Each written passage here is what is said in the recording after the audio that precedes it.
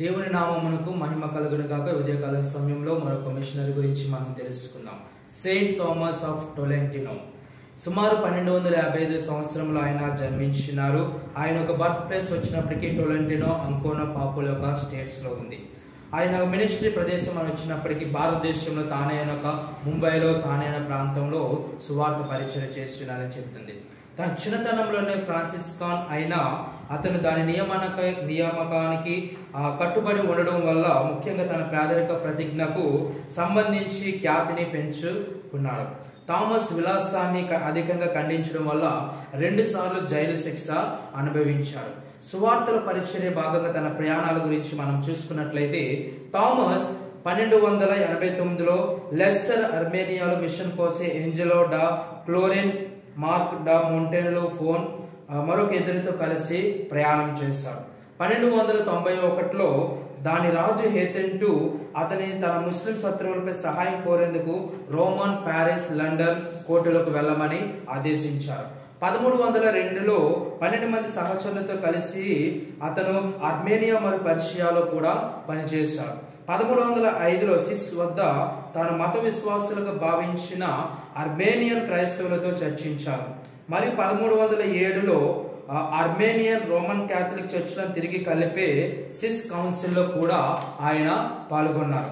పర్షియాలో ఉన్నప్పుడు చైనాకు ఫ్రాన్సిస్కన్ మిషనరీ అయిన జాన్ ఆఫ్ మోంటికోర్వోను నుండి 1305, 1306 సంవత్సరాల్లో 2 లేఖలు కూడా వచ్చినాయి. థామస్ చైనాలో జాన్ ఆఫ్ మోంటికోర్వోను చేసిన పనిని, ఆయన చేసిన పరిచర్యను కూడా ఎంతగానో ప్రశంసించారు.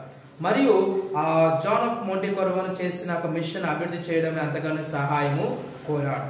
మినిస్ట్రీ మన భారతదేశానికి వచ్చినట్లయితే 1320 వరకు కొంత ఖాళీ ఉంది. ఆ సమయంలో థామస్ భారతదేశం లేదా చైనాలో శ్రమించి దేవుని యొక్క సేవ పరిచయం చేసి ఉండవచ్చు అని చరిత్ర చెబుతుంది.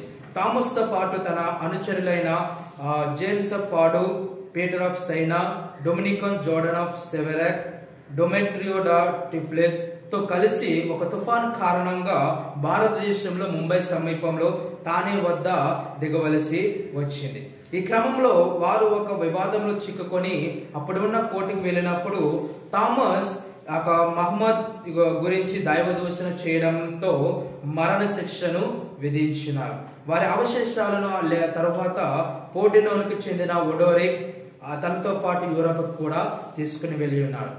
ఏప్రిల్ 8, 1331 తానేలో శిరచ్ఛేదనం చేయబడ్డాడు ఈ యొక్క థామస్ తో పాటు తన యొక్క అనుచరులైన 3 మొత్తం 4 ఆ యొక్క మహమ్మద్ని హేళన చేసడం, దైవదూషణ చేసే సమయంలోని వారు ఊరి శిరచ్ఛేదనం అనేది చేయడం జరిగింది.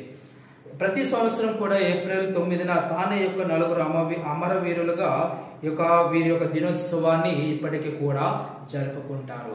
ఆమేన్.